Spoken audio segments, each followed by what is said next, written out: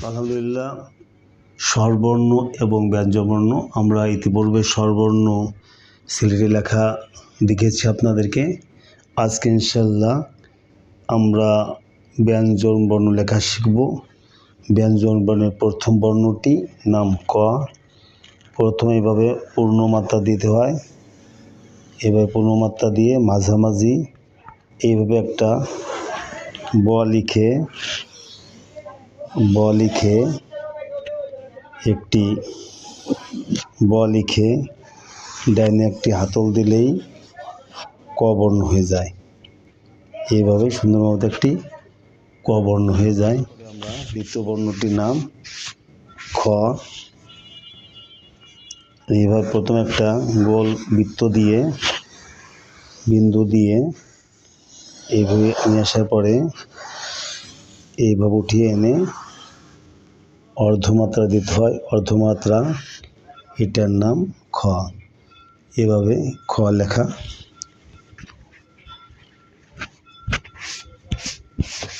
পরের বর্ণটির নাম গ।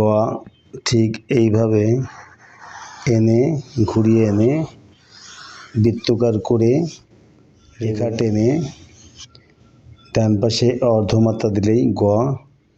এভাবে আমরা গ বর্ণটি লিখতে পারি, গ। পরের বর্ণটির নাম ঘ। ঘ পূর্ণবর্ণ ও ঘ পূর্ণ মাত্রাযুক্ত বর্ণ। ঘ পূর্ণমাত্রাযুক্ত বর্ণ।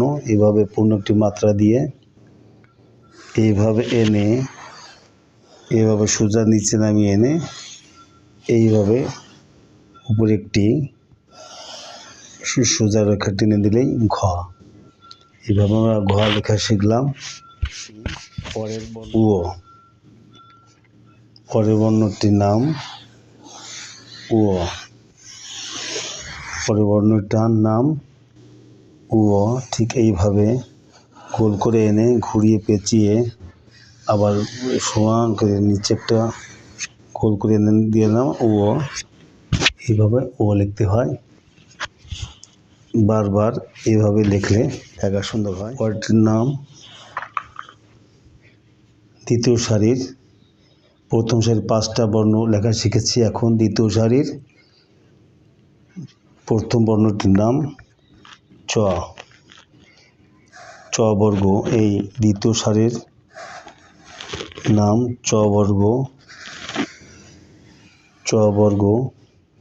তো চ লেখার সময় প্রথমে একটা রেখা টেনে এভাবে ঘুরিয়ে এনে এইভাবে করে দিলেই চ হয়ে গেল। মাত্রাটা একটু ছোটো করে দিতে হয়, চ। এইভাবে একটি পূর্ণমাত্রা দিয়ে এইভাবে সুন্দরভাবে রেখা টেনে দিয়ে এইভাবে আনলেই চ হয়ে গেল। সুন্দর করে একটা চ। দেখেন চ। এর পরের বর্ণটিটা হলো ছ। ছ লিখতে হলে প্রথমে পূর্ণমাত্রা দিতে হবে। পূর্ণমাত্রা দেওয়ার পরে ছোট্ট একটা চ লিখতে হয়।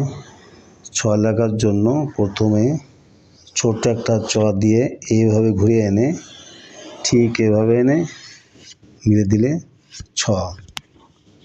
এভাবে আমরা ছ লিখতে পারি। এভাবে প্রথমে বড় বড় করে লেখা শেখালে আস্তে আস্তে ছোট লেখাও ভালো হবে। এরপর পরের বর্ণটির নাম বর্গীয় জ। বর্গীয় জ পূর্ণ মাত্রাযুক্ত বর্ণ। এভাবে একটি পূর্ণ মাত্রা দিয়ে মাঝামাঝি এভাবে গোল করে এনে এইভাবে নিয়ে আসার পরে ঠিক এইভাবে একটা মাপ আছে এই বর্গীয় জ।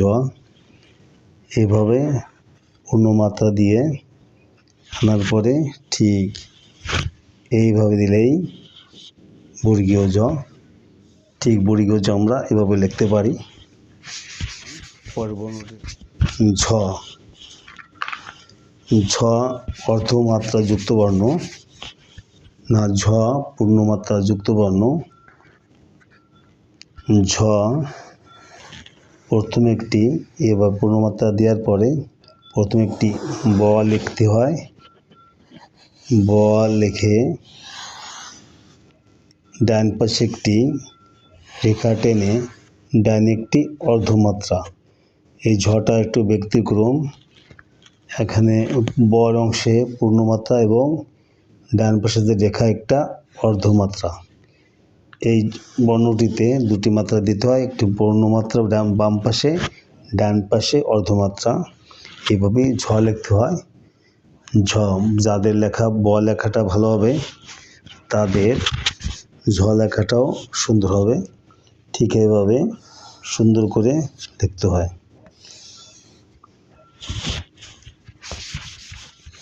এভাবে একটি বৃত্ত এঁকে চ বর্গের শেষের বর্ণ ইও, এভাবে প্রথম একটি গোল বৃত্ত এঁকে সোজা টেনে এনে প্রথমে একটি এ লিখতে হয়।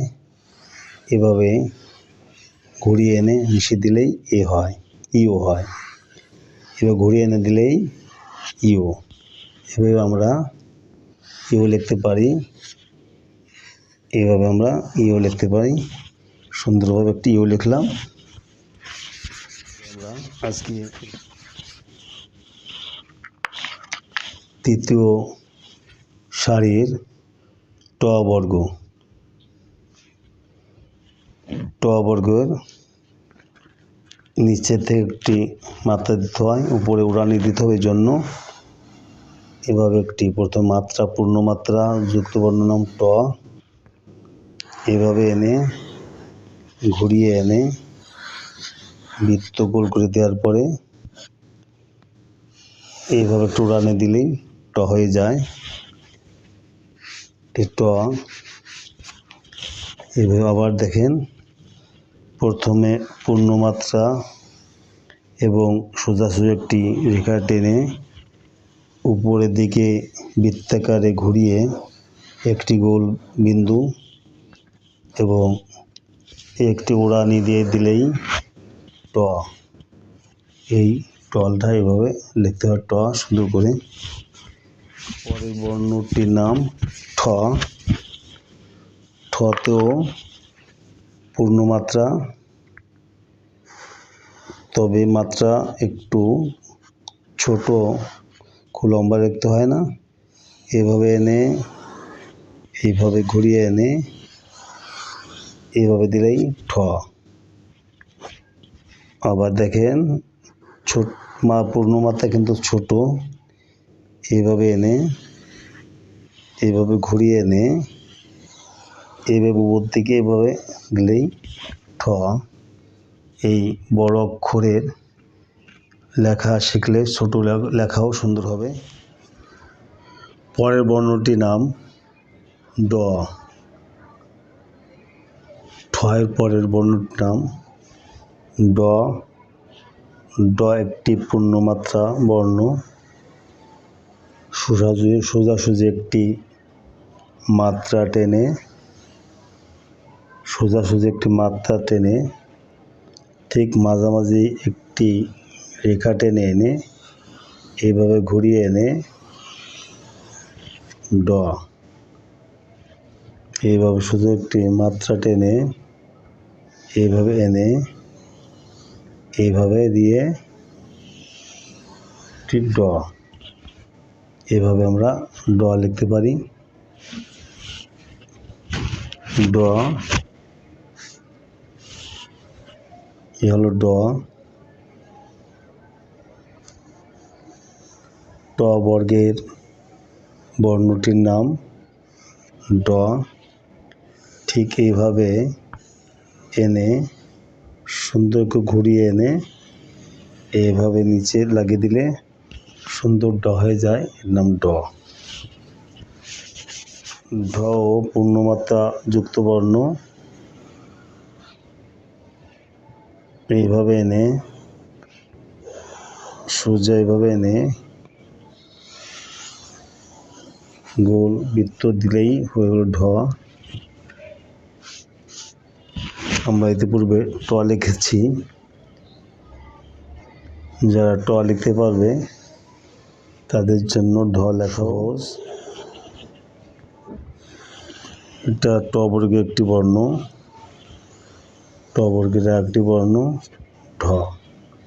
এভাবে আমরা ঢ লিখতে পারি। ঢ,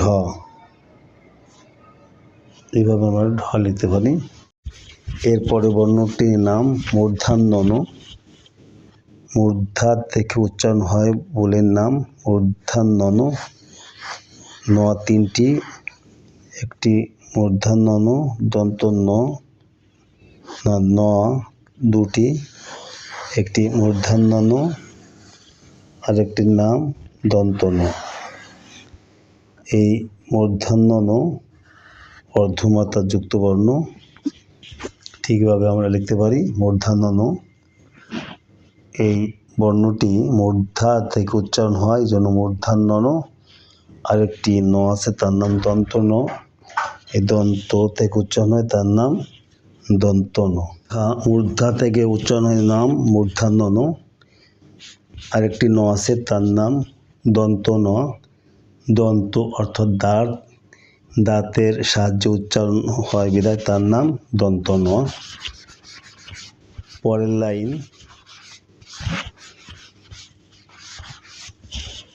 ত। ত বর্গের 5টি বর্ণ। তটি পূর্ণমাত্রা যুক্ত বর্ণ। এভাবে প্রথমে পূর্ণমাত্রা দেওয়ার পরে ঠিক এইভাবে একটা 3 দিলে 3 অঙ্কের 3 একটা 3 লিখে দিলে হয়ে গেল ত। এইভাবে দিয়ে দিলে হয়ে গেল ত। এইভাবে সুন্দরভাবে গোলাকার করে লিখলে সুন্দর দেখা যাবে ত। এভাবেই ত।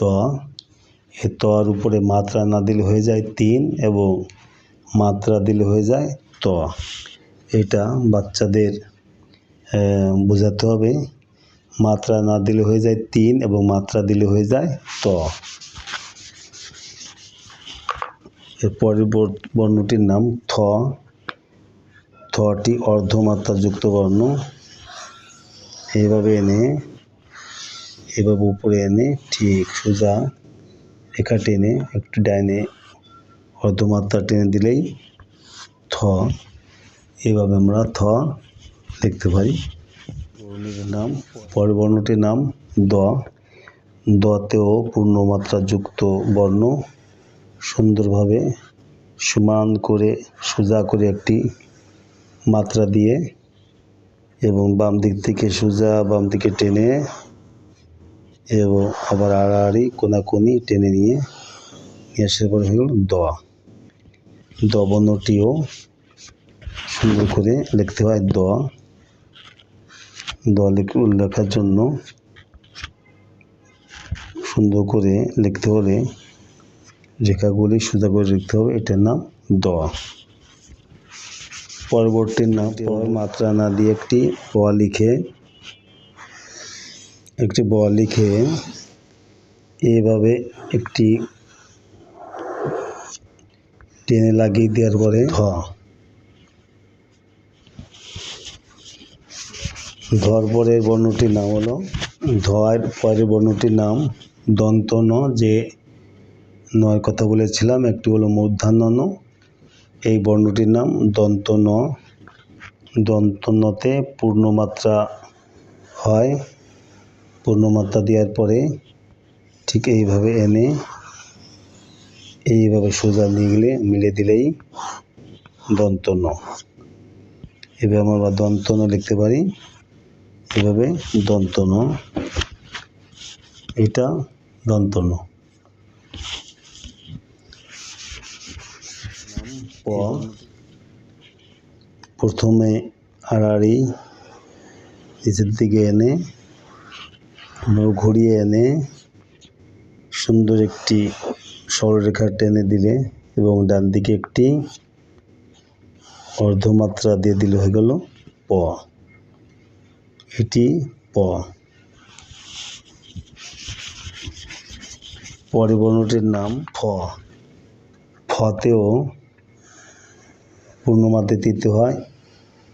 এই প বর্গ যে বর্ণগুলো এর নাম ওষ্ঠবর্ণ। অর্থাৎ ঠোঁটের মাধ্যমে উচ্চারিত হয় বিধায়ের নাম এগুলো হলো ওষ্ঠবর্ণ।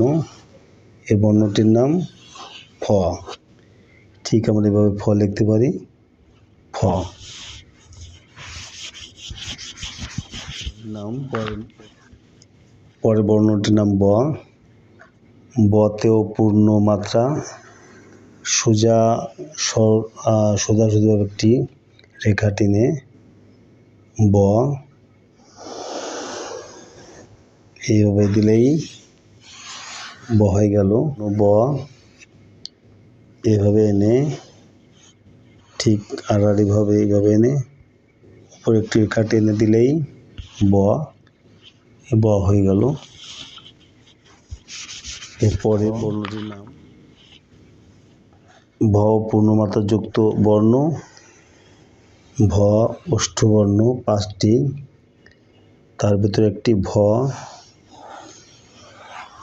এইভাবে আমরা ভ লিখতে পারি, ভ। এভাবে আমরা ভ লিখতে পারি সুন্দর করে, ভ। ভ প, ফ, ব, ভ, ম। এই 5টি বর্ণকে অষ্টবর্ণ বলা হয়, কারণ নাম ম। মটিও পূর্ণমাত্রাযুক্ত বর্ণ। এইভাবে ম লিখতে হয়। এইভাবে আমরা সোজা এনে এবার ঘুরিয়ে এনে এইভাবে সোজা দিলেই ম হয়ে গেল। ম লেখাটাও খুব কঠিন না, ম। এভাবে আমরা বর্ণগুলি লিখতে পারি। ক থেকে ম পর্যন্ত 25টি বর্ণ। এই 25টি বর্ণ আজকে আমরা লেখা শিখলাম। এই 25টি বর্ণ একত্রে যা আকৃতি বা রূপ হয়, এই 25টি বর্ণকে বলা হয়। এই সম্বন্ধে ইনশাআল্লাহ পরবর্তী আরেকটা ভিডিওতে ইনশাআল্লাহ আলোচনা করব যে 25টি বর্ণ একসঙ্গে বর্গীয় বর্ণ কীভাবে হয়। আমরা ইনশাআল্লাহ পরবর্তী ভিডিওতে আলোচনা করব ইনশাআল্লাহ। আশা করি আপনারা শিখেছেন। যদি আপনাদের কাছে ভিডিওটি ভালো লাগে, আপনারা দয়া করে সাবস্ক্রাইব করবেন এবং আমাদের পাশে থাকবেন। আশা রাখি আমাদের এই লেখার মাধ্যমে আপনাদের ছোট ছোট বাচ্চাদের উপকার হবে। আশা রাখি আপনারা বুঝতে পেরেছেন। আল্লাহ হাফেজ।